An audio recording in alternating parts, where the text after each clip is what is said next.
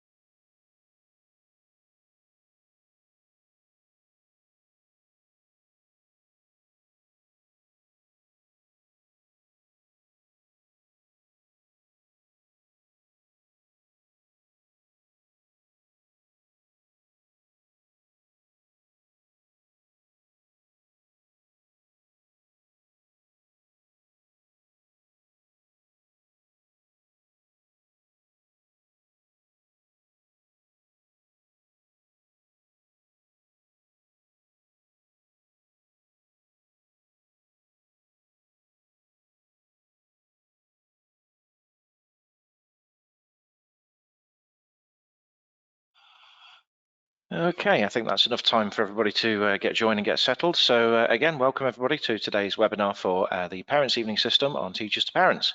So my name's Scott, I'm the trainer on the systems that we provide, and today we're going to be going through how to sort of prepare your Parents' Evening System for an upcoming event.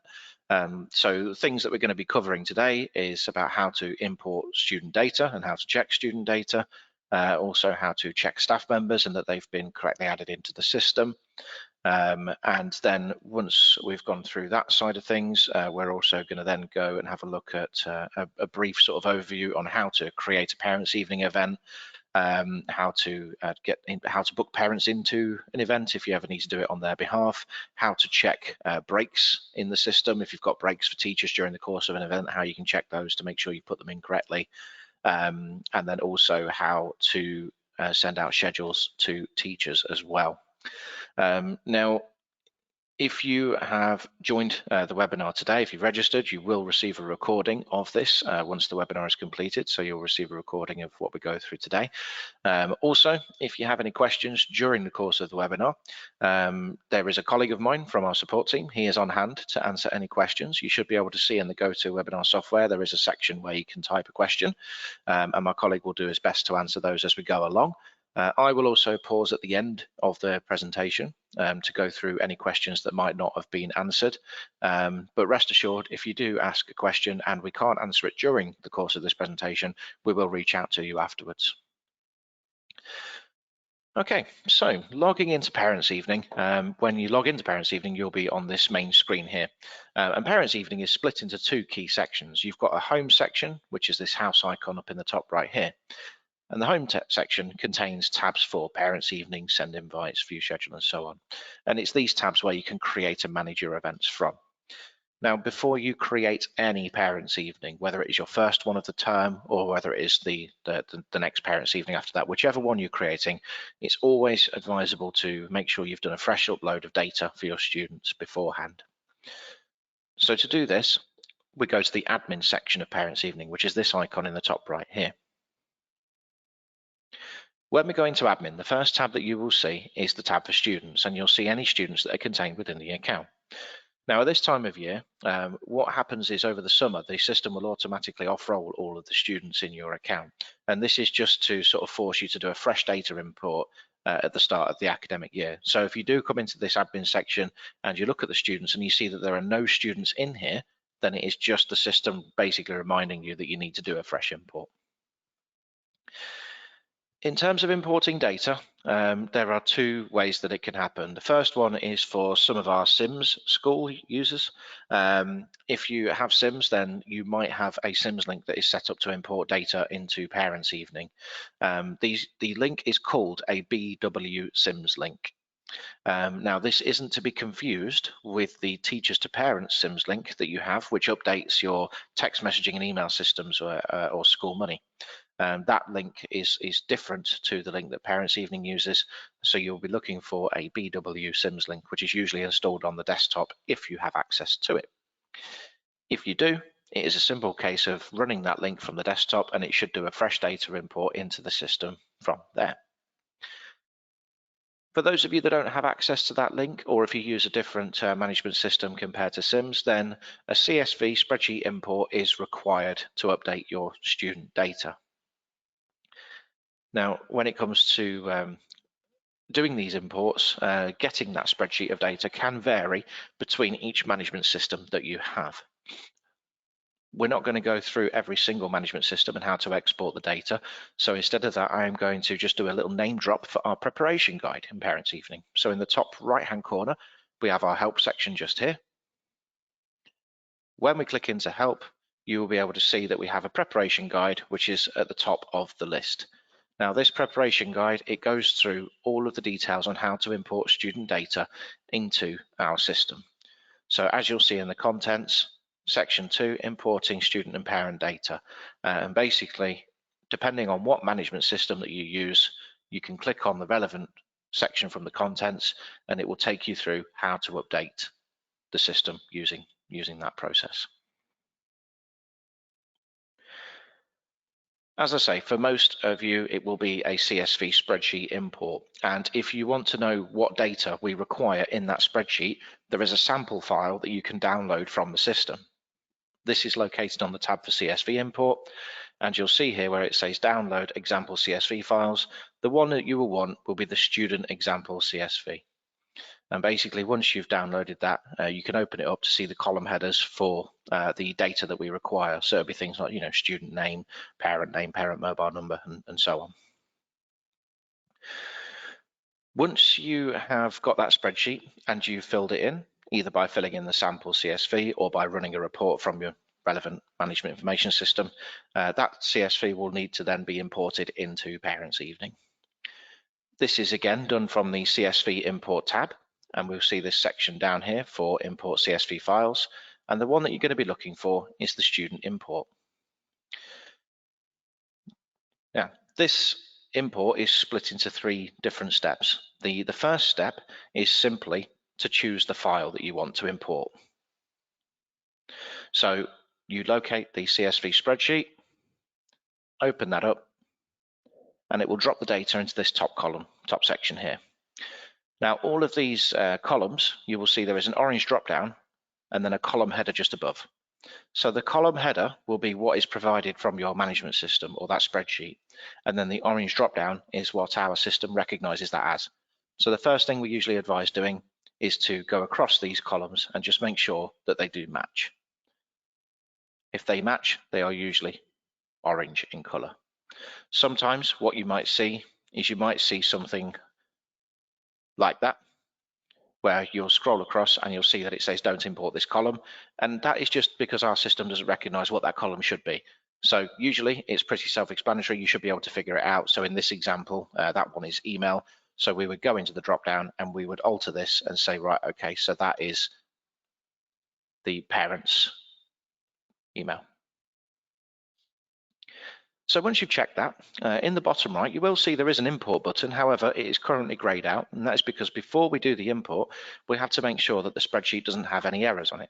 So we do that by clicking on this validate button here, and then the system will check the spreadsheet of data to see if there are any discrepancies, any errors on that spreadsheet. Now, when it does this, it is either going to give you some yellow validation warnings or red validation errors. A little bit like this one here. Now, if you've got any yellow validation warnings, we just recommend that you read through them and just have a look to see if they're a problem. Now, in this case, we've got a lot of messages that are the same. It's just saying about a student that's going to be off-rolled from the system. And then we've got one here. This is a common one where it says parent with an invalid priority of 1 in this case was changed to a priority 2. Now, these messages are common, and it is just our system not knowing exactly which order certain parents should be in. Now, usually you might see a message here where it will say something like a priority 2 was changed to a priority 3, a 4 to a 2, and so on. The only time you want to be mildly concerned is if it involves a priority 1 in any way in that sentence. Okay, So in this case, it does say a parent with an invalid priority 1 was changed to a 2. So this is our system saying, I'm not quite sure who the main parent should be for that child, so we're going to import this one. Now, to the left of the message, you will see what is called a student ad note or admission number or a student ID from your MIS. So at this stage, we would advise just making a note of that number, and we can still import the data, but once it's imported, it's just going to be a case of checking that student in particular in your MIS to make sure that we have the correct parent for them. If we do, fantastic. If we don't, you are able to edit the details manually within Parents Evening, which I will show you how to do that in a few moments' time. So that's the validation warnings, which are all these yellow messages here. Now, sometimes you might see what we call a red validation error, which is this one at the top. So this one at the top, as you can see, it says student with name Austin Lucy will be changed to Austin Lucy. This red validation error is regarding a name change in the system. Now, you will be able to sort of have a look at these red messages and make sure that they are okay. However, if you ever do see a red validation error, you do have to call the support team at Teachers to Parents. And the reason for that is if we try to import the data, the system is going to ask for an authorization code, which is basically us confirming that you've checked the error and that you're okay with it. So in this example, it is a name change. So you would give us a call and basically state to us, yep, there's a name change in there. We are aware of it. Can we have the authorization code? And then we will provide that to you and you'll be able to complete your import. On the right-hand side, we have an import summary. And in here, the main sort of things that you want to look at is these two pieces of information here, students to create and students to update. These two numbers added together should equal your total number of students on roll. So it's always worth having a look there to make sure you've got the right amount of students coming across into the system from that spreadsheet. And basically, once you're happy with all of that, we click on the import button. This will import your spreadsheet. As I say, if we have a red validation error, then it will ask for an authorization code, so you will need to call our support team to get that. As soon as the spreadsheet has been imported, as soon as that data has been imported, all that we recommend you do is literally refresh the web page. And once you've refreshed, you can go back into the admin section.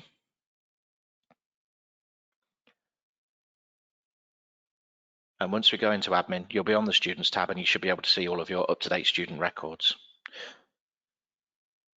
Once you are looking at these details within the students tab, you can make any tweaks that you need to make to this data manually.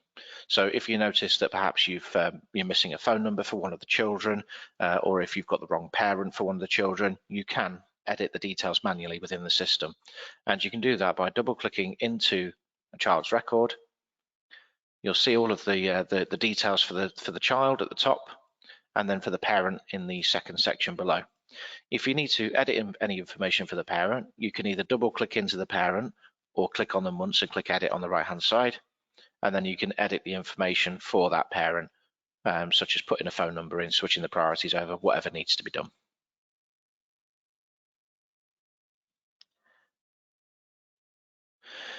So once the student data has been imported and you've checked it, the next thing to do would be to take a look at the staff data in the system.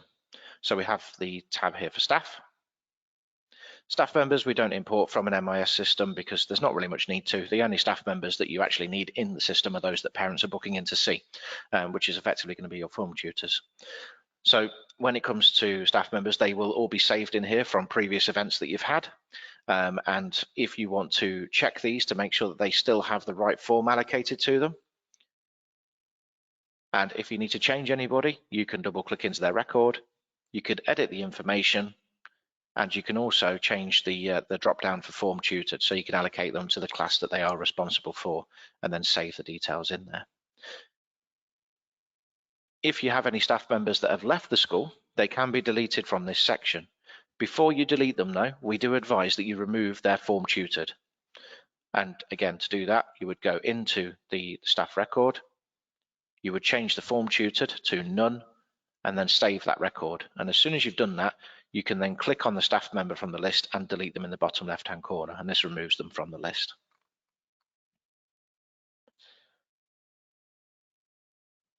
If you want to add a new member of staff in, that is done using the add button in the bottom right-hand corner, and you simply fill in these details. So what we're looking for is the title, the first and last name of the teacher, their email address. Ideally, this needs to be their schoolwork email address. The gender isn't necessary, you don't have to put that in.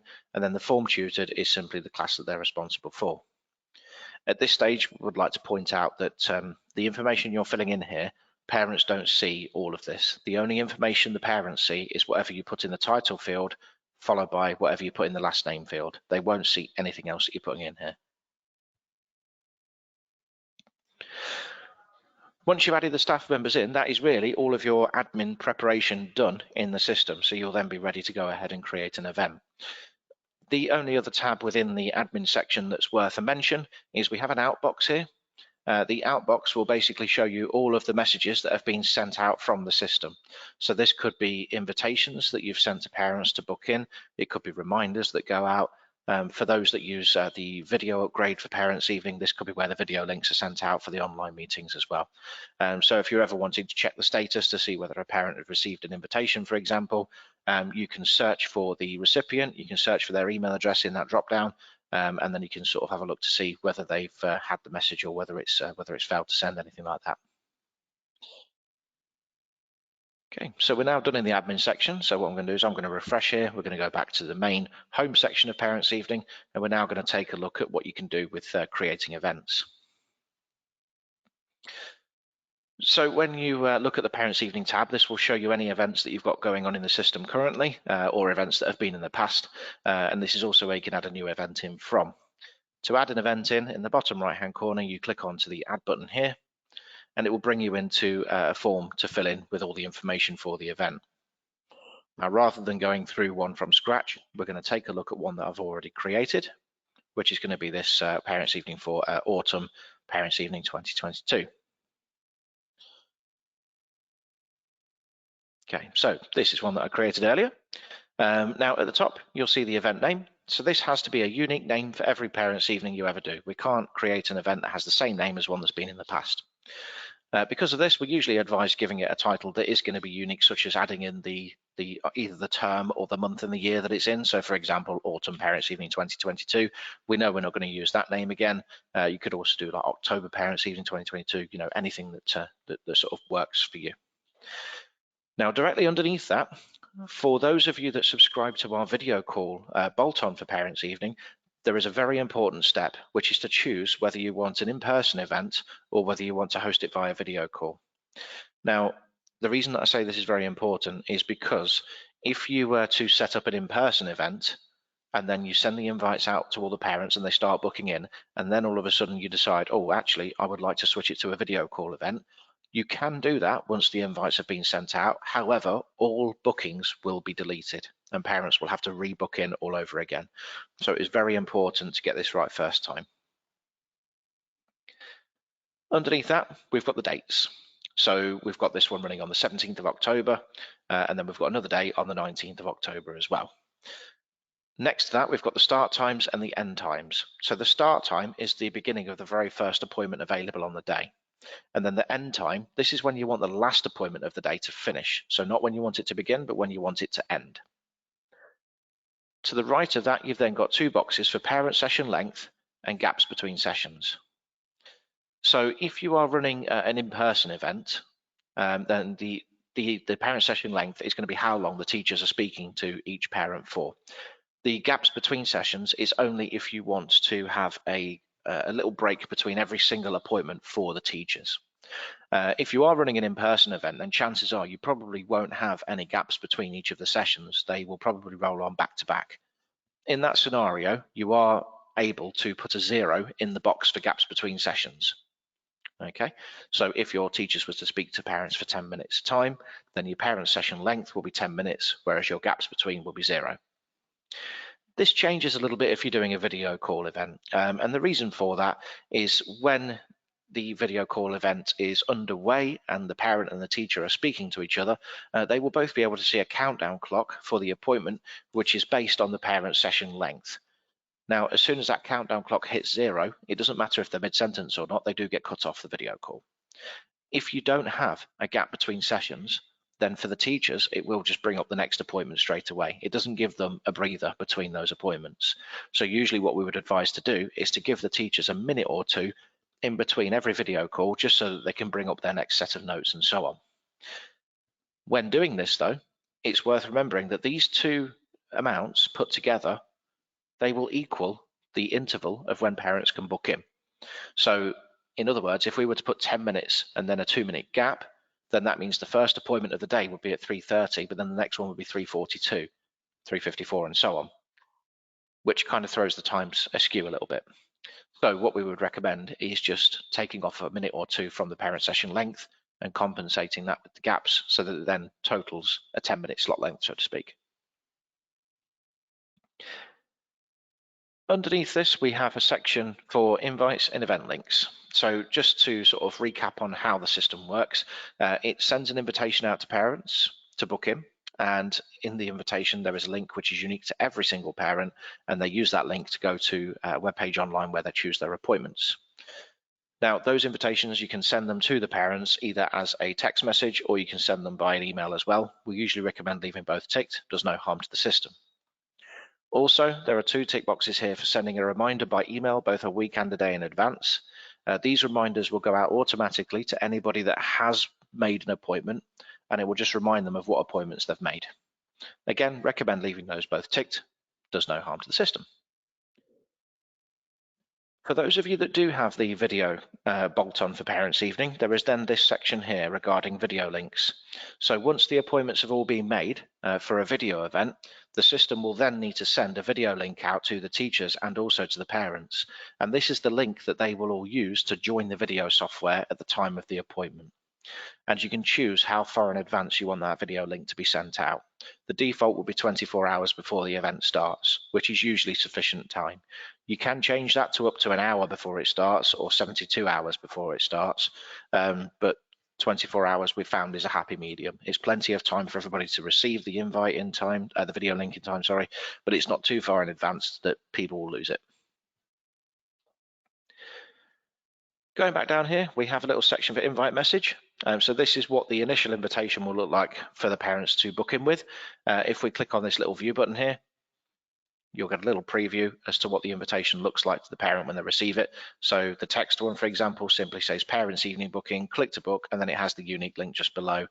Very much the same for the email invitation as well.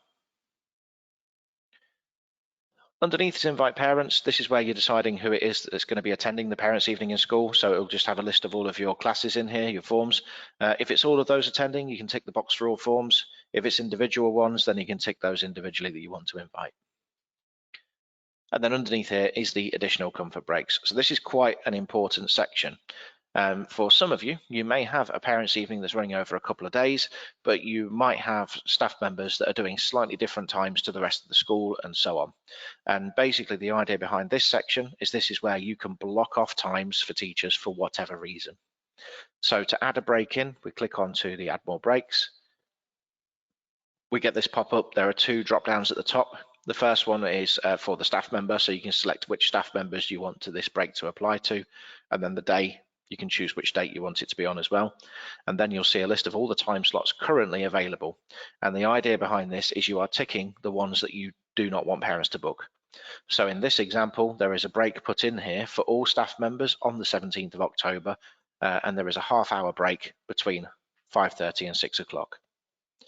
Alternatively, what you could do is if you have a staff member that, for example, let's go with Josh here. If that staff member can't start the Parents' Evening at 3:30, they can only start at 4 o'clock, then you can always tick the first few slots to block them off for that. And vice versa, if they can't stay till the very end, you can block off slots there as well. So this is quite useful if you've got teachers that are doing different times to everybody else. You can still have them all in the one event, but you can use the additional comfort breaks and the protecting blocks to block off the times that you don't want them to do. At the bottom, there's a little miscellaneous section. 2 features here. Close the Parents' Evening will close the booking system on the parents' end. So you would just simply tick the box and then save and close your event. And this will stop parents being able to book in. This is just something we advise doing whenever you want to get the final draft of schedules out to your teachers. And then underneath that, there is a tick box for allow parents to provide comments whilst booking. Just means that when a parent is booking an appointment, they will be able to leave a note, which will appear on the teacher's schedule. And it's just used by parents to highlight anything they want to speak about on the day. So that's how you would create a basic event there. So what you would then do is you would go to save and close. This will save and close your event, and it will bring you back to this main page here. Once it's created, you can then make the event live by sending out invites to parents. This is done on the Send Invites tab here. You will see a list of all the students that are currently involved in your parents' evening. There are tick boxes to the left of each one. What you can do is you can tick all the students by using the Select All option just here. Ticks all the boxes. Once all the boxes are ticked, you simply click on the Send Invites to Parent button, which is in the bottom left here. That sends the invites out and they can start booking in. If you are running a video event, you can also resend video links to parents from here as well. So the video link is the one that goes out 24 hours before the video event takes place. If a parent has lost that link, then what you can do is you can find them in this list and then use the yellow button for resend video link just there. One other thing that you can do from this tab is you can actually manually book parents into the event from here as well. Now, this is useful for a few reasons. The first reason is that if you get a parent that's struggling for whatever reason, you can book the appointment on their behalf. The other reason is that this gives you an exact view on what parents will see on their end of the system. So when they get their invitation, the manually booking process, which we're about to look at, shows you exactly what they will see when they do this at home. This is also a good way for you to actually be able to check that any breaks that you've put into the system for teachers, you can use this process to check that those breaks have been added in the right place. Because looking at it from a parent's perspective, you'll be able to see what appointments are available or are not available. So as an example here, we're going to borrow a child in the list. We're going to borrow Lucy here. So what we do is we click on the row to highlight it. And in the bottom right, we have a button for manually book just here. This opens up a new window, and from this point onwards, this is exactly what parents will see when they do this at home. So when they get their invitation, they click on the link inside, it brings them here. As you can see, no login details required by parents, it's just the child's first name that we need. Okay, and here we are, we're in the system now. So we've got Lucy, we've got the sister Jane as well, and the teachers that teach them in the classes. And what you'll see is you've got a yellow please choose box. Now, when the parent clicks on please choose, they will then see all of the available appointments for that teacher. And this is where you can now check to see that the breaks you've put into the system when you created the event are actually in the right place. So as I mentioned earlier on, we put a half-hour break in for the teachers between 5:30 and 6. So as you can see, those 3 appointments are showing as unavailable. Likewise on the Wednesday. So all that you would then do is you would choose the book option. This stage is where you can add any notes in that you want the teacher to see, and normally the parent would then just click on book, or if you're doing it on their behalf, you can do it as well. Just bear in mind, when you do click on this book button, it does send a confirmation email to the parent, so obviously make sure they're aware of the fact that they're going to get confirmation. Parents can also use this section to rebook an appointment as well. So as an example, if I book this appointment for Lucy here at 3:30, as you can see, it says that it's booked at 3:30. Now, if for whatever reason the parent or you wanted to change that appointment, then what you can do is you can go back into where it says booked at 3:30, and you'll see that it pops up looking like this time. Now, you can again see the unavailable appointments, but any that are not showing unavailable, these are currently slots that can be booked. So all that you would do is you would click on where it says booked next to the time. The system asks you if you wish to unbook the slot. So we say yes, and it goes back to yellow saying please choose, and then you can rinse and repeat the process again to rebook a different time. And that's it for the manually booking process. So like I say, it's useful not only to book parents in if you need to do it on their behalf, it's also useful for you to see what the system will look like on the parent's end, and also for you to be able to have a look at the breaks you've put into the system to make sure that they look okay for the teachers. So the next tab we'll look at is the View Schedule tab. This is where you can look at all of the appointments that have been booked for parents. Now, a couple of things to bear in mind with the View Schedule tab is that you can only look at one day at a time. So as you can see, there's an event drop down here which says the 19th of October, but you can always switch it over to the 17th of October as well. And then you'll be able to see a list of all of the bookings that have been made on that day. So that's the other thing to bear in mind, is that this tab won't show all of the slots, it will only show the bookings that have been made. When it comes to distributing the schedules to the teachers, you do have some drop downs up here for form, year group, class, and so on. If you leave these set to all, in the bottom left there is a button that says email schedule. And what this will do is, for the Wednesday the 19th of October there, that email schedule button will send each teacher an email just with their own list of appointments on it. So it is teacher specific. So all that you would do is you would hit email schedule for that, and then switch over to the other date for your event, so the 17th of October, and then you would just do the same thing again. If you are running a video event, for those of you that have a video bolt on, if a teacher needs to receive their video link, if they haven't received it or if they've deleted it, you can resend it to them by selecting the teacher from the drop down and then simply using the option in the bottom left for resend video link, and that will send it to them as well.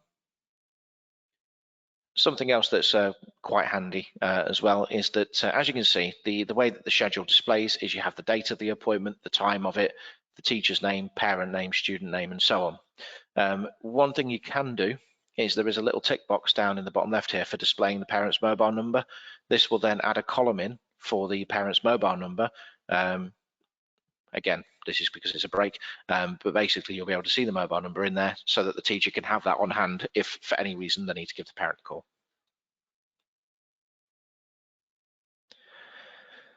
So that is pretty much everything to go through in terms of managing your event, from setting it up to getting the schedules out to the teachers.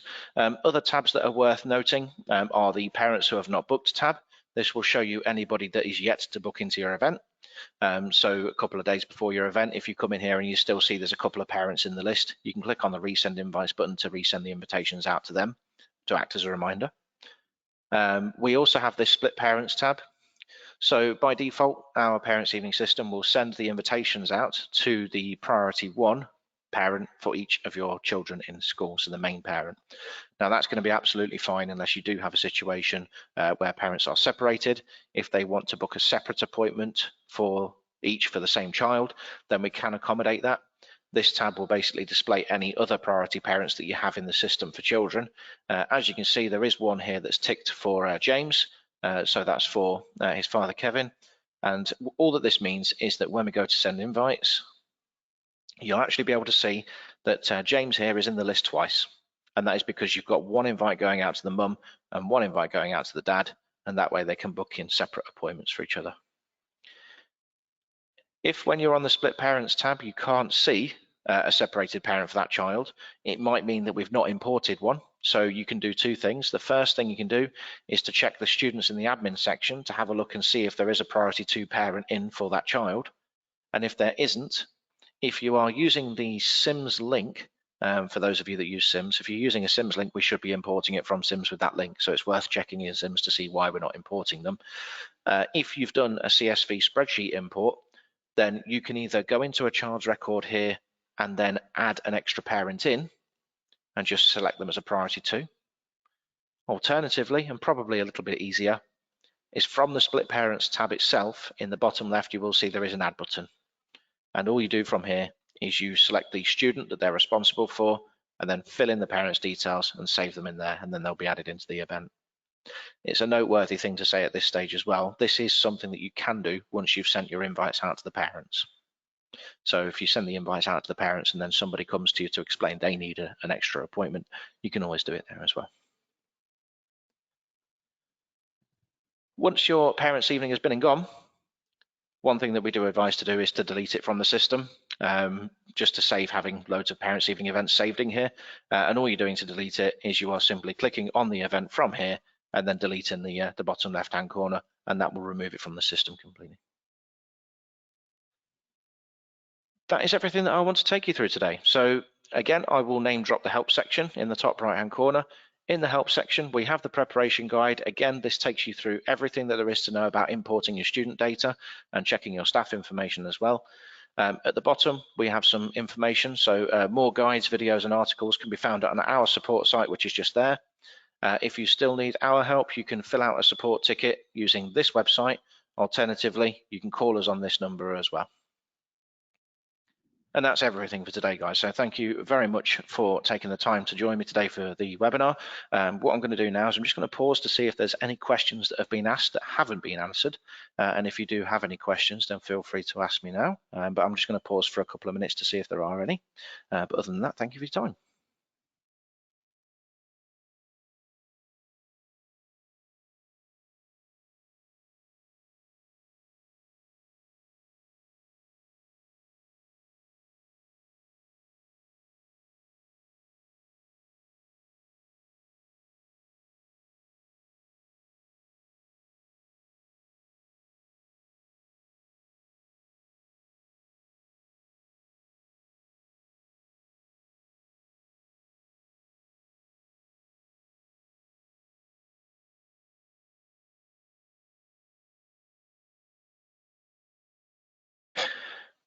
Okay, so at the moment, it looks like any questions that were asked during the course of the webinar, they have already been answered. Doesn't look like there's any more questions coming in. If you do have any questions that you think of after the webinar, then please do drop us a call at some point today or fill in one of those support tickets, and our support team will be happy to answer those for you. That is us all done for today, guys. So thank you very much for joining. We look forward to seeing you on the next webinar. Yeah, take care.